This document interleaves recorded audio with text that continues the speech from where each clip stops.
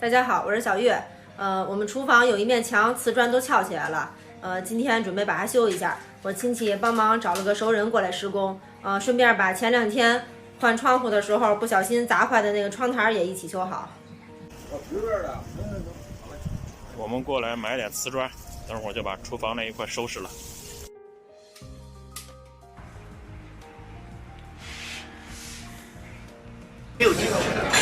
上午把那个厨房那个砖那一面墙已经切完了，我们现在来这个家门口金丰庄园吃个饭。我们吃完了，回去继续干活。今天修了一整天，厨房这面翘起来的墙终于修好了。这个后面没用水泥，用的是那个玻璃胶，这样粘的比较结实。那天换窗户，这儿坏了的几块瓷砖也重新贴好了。我们等会儿把这儿清理打扫一下，就可以把冰箱推过来了。这是厨房阳台上那个玻璃门，它有点变形了，底下蹭着地推不动。今天修墙的时候有点碍事儿，就把它拆下来了。本来上次装窗户的时候说顺便修一下，结果那天太忙了忘修了，准备过2天把这个门再修好。家里所有的修修补补的地方就算彻底完成了。刚才说好好打扫一下卫生，我看大伟拿着那个螺丝刀又修起门把手了。你这个门把手现在每天总是掉，有时候放在厨房里面了，风一吹把门关上了，咱们还拧不开，那个多费劲啊！修好得了。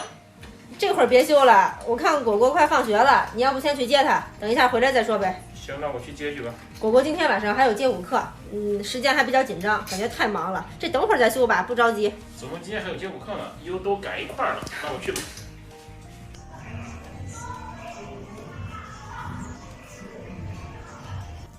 果果，你今天街舞跳得特别好，歇会儿是吗？现在跟果果跳完街舞回来，继续收拾屋子。今天晚上我把厨房地擦了好几遍，终于把那个灰尘擦干净了。刚才我们把冰箱又推回来了，复归原位，感觉咱们冰箱还是放在这个位置最顺眼啊。肯定呀，你看客厅太高了。你看现在经过咱们腾空之后，全部一收拾。是不是特利索了？看上去。把这些东西全挪回来了，客厅就不那么乱了。这是重新归位了。感觉这扇坏了的门放在阳台上也特碍事儿，所以又把它挪过来了。就靠边放。这个位置刚才自己套了一下，还套不上去。等于我们家现在就差这扇门，所有该修的地方就都修好了。感觉这样一直修修补补的家里特别累，特别的折腾，终于快完工了。看看，把这个冰箱一搬走，一下子敞亮多了这一块。感觉之前冰箱放在这儿太高了，挡着侧面的鱼缸，看着特别压抑，还是放这个低桌子舒服。我把那个阳台上咱们新买的花挪到这儿来了，因为阳台上那个阳光可能太强烈了，晒了2-3天，我看把这些小紫花都晒蔫了，赶紧搬进来。这个光线这边比较柔和，让它缓一缓。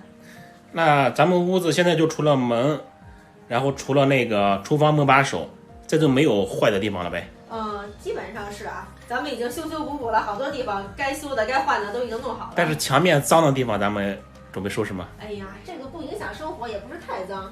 你想装修了9年了，这个没有刚装完那么白，很正常。先住吧，以后再时间长了，过上几年你想重新装修再贴壁纸再说吧，不要再修了。已经修的受不了了，那咱们现在就开始享受生活。我们把家里已经修补完了。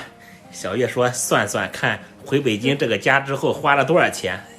对呀，我按照先后顺序把咱们换的灯、马桶、水池、花洒、买的新洗衣机，还有装的那个窗户，还有买的这个鱼缸，把这些花费看看，心里有个数，看花了多少钱。鱼缸应该不算修补吧，算咱们提高生活品味。其实鱼缸也算，因为咱们原来的鱼缸坏了。也算是换家具。对，你哪里不知道你就问我。我刚才把我们最近收拾家里这些项目都列出来了，现在拿计算器加一下，看一共花了多少钱。灯2800，花洒600，然后水池500，马桶900，洗衣机1300，窗户16000，鱼缸3600。哎呀，不算不知道，一算吓一跳。你猜他花了多少钱？3万多。差不多25700，不算的话心里都没个数，就知道最近花了不少钱，还不知道花了多少。，25700，幸亏当时没把这个沙发还有床呀这些大件都换了，要不然就更多了。我当时还准备换一个衣柜呢，而且咱们那个餐桌那个凳子不是一个腿坏了吗？还说换个椅子呢。又把椅子修好了，感觉咱们家现在已经差不多了，已经挺温馨的了。现在就到此为止，不用再那个修修补补，再买新的了。对，这就不用在这个房子上再花钱了。该花的钱不到26000已经花完了。感觉我们这一次跨省搬家真的是费时费钱费力呀。就感觉特别的折腾。主要是这边的房子已经装修9年了，不像西安那边才4、5年，比较新，所以呢它一些老化呀损坏维修属于正常。你就感觉特别累，特别折腾，是吗？因为这里也修，那里也要补的。就是确实比较费时间，也费钱，但是这就是正常的，所以你就平常心吧。总算现在也是该弄的都弄完了。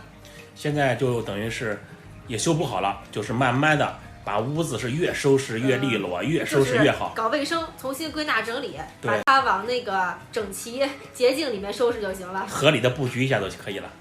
现在是不是理解了？人还是喜欢安稳，喜欢在一个地方住着，不喜欢经常换地方搬来搬去的，那样就是比较折腾，比较累。对，但是如果咱们继续往西安搬的话，我还是那个蛮愿意的。